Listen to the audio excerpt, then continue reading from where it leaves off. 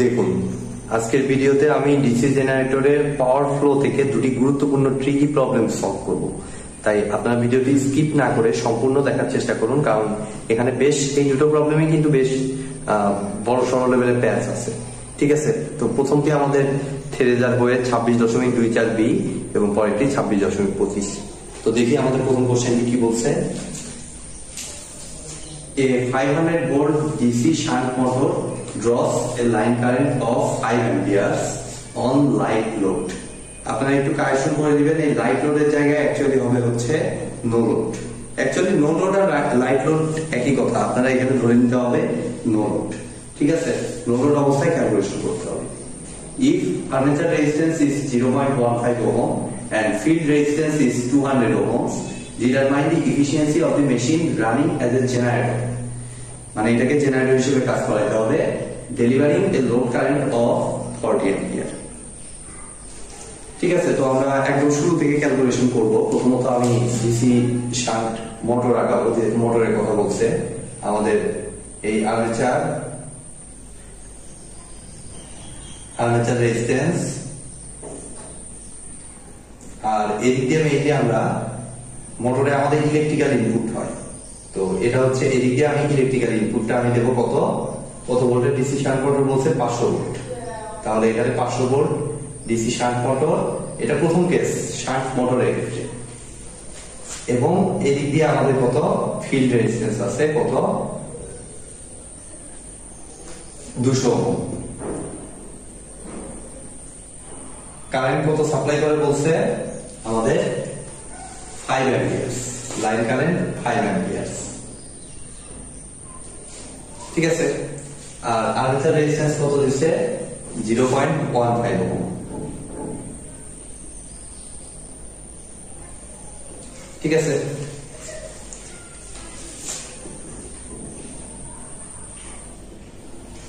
এই হচ্ছে আমাদের সার্কিট। তো এখান থেকে আমি দেখি আমাদের এই কারেন্টটা জানা আছে, এখন আমাদের শান্ট কারেন্টটা কত আসে। আমাদের হিসাব যদি করি আমরা, ISH equal to 500 ভাগ 200, 2.5 অ্যাম্পিয়ার। তাহলে শান্ট কারেন্ট 2.5, সাপ্লাই থেকে আসছে 5 অ্যাম্পিয়ার। তাহলে আর্মেচার কারেন্ট কত হবে আমাদের, এটা IA, এটা ISH। তো আপনারা দেখতেই পাচ্ছেন আর্মেচার কারেন্ট আমাদের হবে 5 অ্যাম্পিয়ার থেকে এই 2.5টা মাইনাস করলে আমরা আর্মেচার কারেন্ট পাবো, অর্থাৎ এটাও হবে 2.5 অ্যাম্পিয়ার। ঠিক আছে,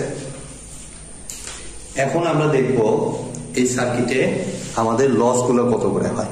ঠিক আছে, যেহেতু আমাদের পাওয়ারের ক্যালকুলেশন করতে হবে, তো আমাদের লসটা অবশ্যই মাথায় রেখে কাজ করতে হবে। তো আমাদের দেখুন, প্রথমত আমি 500x5 ইনপুট সাইড থেকে আমি কত দিচ্ছি, পি ইনপুট যেটা এই ক্ষেত্রে।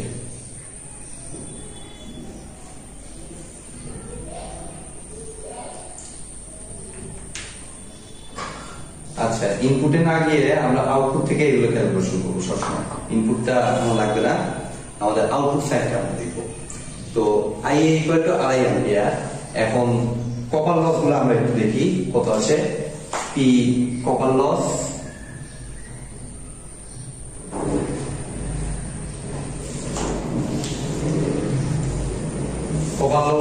আচ্ছা কপার লস তো বের করবো। আমাদের IA কত আসলো 2.5।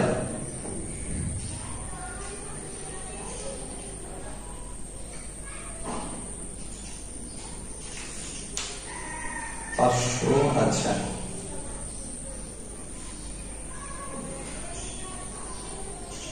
আচ্ছা কপার লসের আগে আমরা এক কাজ করি, কপার লসটা পরে যোগ করি, যেহেতু এখানে নো লোড বলে দিচ্ছে, আমরা পি ইনপুটটাই আগে হিসাব করি, তারপরে কপার লসে যাচ্ছি। পি ইনপুটটা আমাদের কত আসতেছে দেখুন, 500x5, তাহলে কত হয় 2500। 2500 ওয়াট আমার আসতেছে আমার ইনপুট পাওয়ারটা। এখন দেখুন আমাদের কপার লস গুলো আমরা একটু দেখি। কত আসে আমাদের এইখানে একটা আর্মেচার কপার লস যেটা পি কপার লেখা পি কপার ইকুয়াল টু কত আসতেছে আই এর উপর স্কয়ার তো আই এ কত আমাদের আড়াই 2.5 এর উপর স্কয়ার ইনটু কত 0.15 প্লাস আরেকটা কত আছে কপার লস এই যে এটার ভিতর দিয়ে যে লসটা এটা কত আমাদের আইএসএস এর উপর স্কয়ার তো আইএসএস আমাদের আড়াই তো আড়াই এর উপর স্কয়ার ইনটু 200 তাহলে এটা হিসাব করলে আমাদের দেখুন কত আসতেছে আমি একটু দেখে দিই আড়াই স্কয়ার ইনটু 0.15 প্লাস 2.5 এর উপর স্কয়ার ইনটু 200 1250.937 পাচ্ছি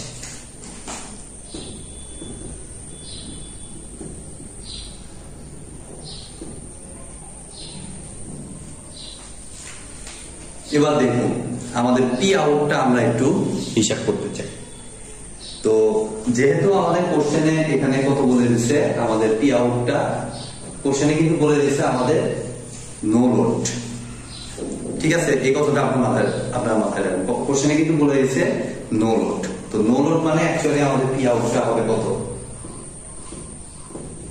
পি আউটটা কিন্তু আমাদের শূন্য হবে ঠিক আছে এইটাই হলো এই কোশ্চেনের মেইন টিপসটা এই নো লোড কথাটা বলে দিয়ে এখানে অনেক বড় একটা জটিলতা তৈরি করে রাখছে আমাদের পি ইনপুটটা 2500 ওয়াট পি কপার লসও আমরা বের করতে পারতেছি কারণ প্রতি ব্রাঞ্চে কারেন্ট আছে বাট নো লোড যেহেতু বলছে সো আমাদের পি আউটটা অ্যাকচুয়ালি হবে 0 তাহলে এখন দেখুন আমাদের লস গুলো আমাদের কত হয় আমাদের আমরা একটু লসটা আমরা দেখি P loss equal to total loss আমাদের কত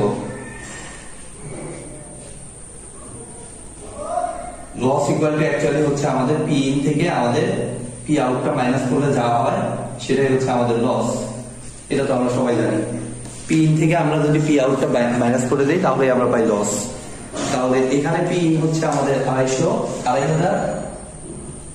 সেখান থেকে পি আউট হচ্ছে আমাদের 0 তাহলে আমাদের লস হচ্ছে পি লস হচ্ছে 2500 ওয়াট এবার একটু খেয়াল করে দেখুন আমাদের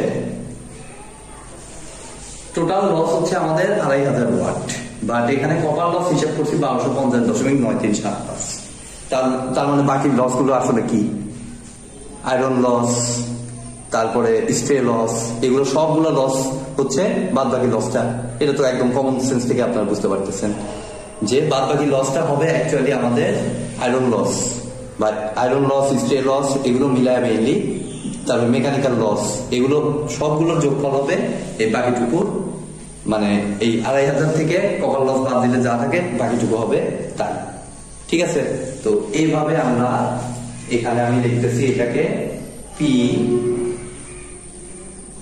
ফ্রিকশন এন্ড উইন্ডেজ লস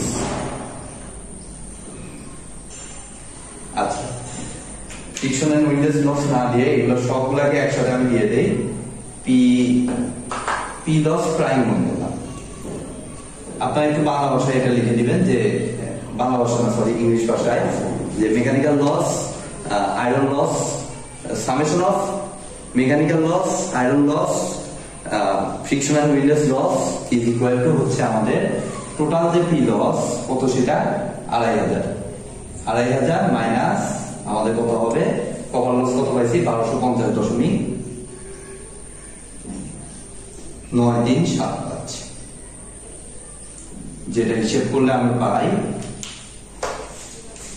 2500 থেকে জাস্ট এটা মাইনাস করলে আমি পাচ্ছি 1249.06 আর একটা নোটের পয়েন্ট এখানে আছে সেটা হলো ফেরেজার বইতে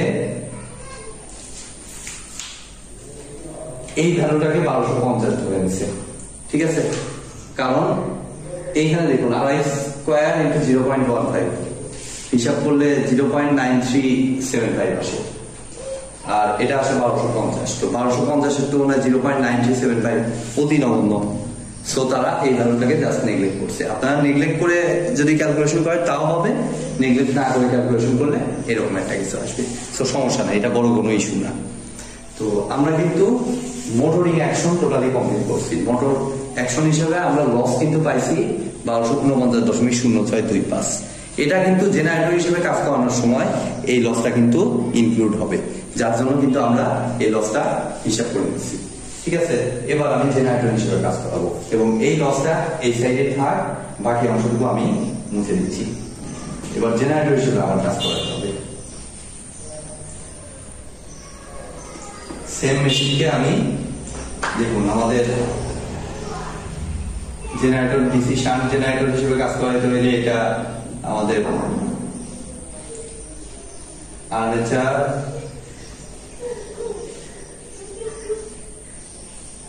আর এদিক দিয়ে হচ্ছে আমাদের লোড। তো এখানে আমাদের দেখুন বলে দিচ্ছে কি 40 অ্যাম্পিয়ার লোড কারেন্ট সাপ্লাই করে, এদিকে 40 অ্যাম্পিয়ার লোড কারেন্ট জেনারেটর হিসেবে সাপ্লাই করে, আর এই ভোল্টেজটা এদিক দিয়ে 40 অ্যাম্পিয়ার আসতেছে, আর এই ভোল্টেজটা হবে 500 ভোল্ট। আর এটা তো ভ্যালু কোনো চেঞ্জ নাই, 0.15 ওহম। আর এটা 200 ওহম।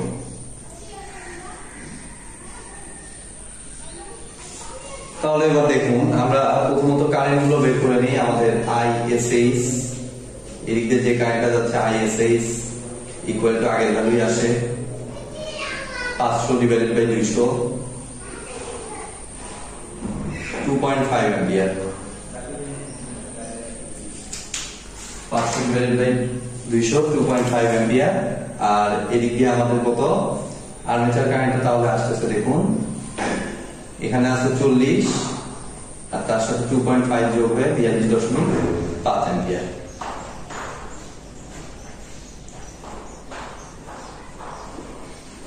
এই আর্মেচার কারেন্ট। ঠিক আছে, তাহলে এখন দেখুন জেনারেটরটার এফিসিয়েন্সি ক্যালকুলেট করতে হবে। তো জেনারেটরটার আউটপুট কত হয় আমাদের 500 ভোল্ট, 500 ইন্টু কারেন্ট কত 40, তাহলে কত হয় 5 ইন্টু 4 20,000 ওয়াট। এবার আমরা দেখবো এর সাথে আমাদের লসটা কত হয়, তাহলে আমরা এফিসিয়েন্সি পেয়ে যাবো। অর্থাৎ এটা equal to efficiency P out কত 20,000 divided by P out plus losses 20,000 plus. এখন দেখুন গুরুত্বপূর্ণ জিনিস, সেটা হলো এই জেনারেটরটা আমাদের এই দেখুন কনস্ট্যান্ট লস যেগুলো অর্থাৎ ফ্রিকশন, উইন্ডেজ লস, স্ট্রে লস, এগুলো কিন্তু আমরা মোটর থেকেই ডিসি মোটর শান্ট মোটর থেকেই বের করে রেখেছি। অর্থাৎ সেই লসটা এখানে যোগ করতে হবে ফার্স্টে 1249.0625 প্লাস আবার কপার লস আছে। কপার লস কত আর্মেচার কারেন্ট IA হচ্ছে 42.5 তারপর স্কয়ার ইন্টু আর এ কত 0.15 প্লাস আরেকটা কপার লস কোথায় আছে শান্টের ভিতর, যে শান্ট কারেন্ট কত ISH 2.5, 2.5 এর উপর স্কয়ার ইন্টু কত 200 এত ইন্টু 100%। জাস্ট এটা এখন ক্যালকুলেটর হিসাব করে আমরা দেখি একটু 42.5 এর উপর স্কয়ার। আমি দুঃখিত ইলেকট্রিসিটি চলে যাওয়ার কারণে একটু সমস্যা নেই, আমার তো হিসাব হয়ে গেছে। এখন জাস্ট এই ভ্যালুটা আমরা একটু ক্যালকুলেটর বসিয়ে জাস্ট দেখব। 2.5 এর উপর স্কয়ার ইন্টু 200 যোগ 20,000 ভাগ অ্যান্সার 87.83%। 87.83%। দেখুন আমাদের কিন্তু থ্রেজার বইয়ের রেজাল্টের সাথে হুবহু মিলে গেছে। আমরা কিন্তু ওই মোটরিং অ্যাকশনের ক্ষেত্রে 1 ওয়াট 0.9375 যেটা ছিল ওইটা কিন্তু নেগলেক্ট করি নাই, আর ওরা নেগলেক্ট করছে। তো নেগলেক্ট করুক আর না করুক, নেগলেক্ট করি বা না করি, রেজাল্ট কিন্তু আমার আলটিমেটলি সেম থাকতেছে এফিসিয়েন্সি। এই জন্য ওরা নেগলেক্ট করছে। তো আপনারা নেগলেক্ট না করলেও কোনো অসুবিধা নাই। তো আমি আজকের ভিডিওটি এখানেই শেষ করতেছি। আমি অ্যাকচুয়ালি দুটো প্রবলেমই সলভ করতে চাইছিলাম, বাট এটি এত বেশি লেন্দি যার কারণে একটি প্রবলেম সলভ করতে অনেক সময় লেগে গেল। আমি ইনশাল্লাহ নেক্সট ভিডিওতে দুটি ম্যাথ সলভ করে দেওয়ার চেষ্টা করব। তো আজকের মতো ভিডিওটি এ পর্যন্তই। ভিডিওটি যদি ভালো লেগে থাকে অবশ্যই ভিডিওতে একটি লাইক দিবেন, বন্ধুদের সাথে বেশি বেশি শেয়ার করবেন, আর চ্যানেলে নতুন হয়ে থাকলে অবশ্যই চ্যানেলটি সাবস্ক্রাইব করবেন। ধন্যবাদ।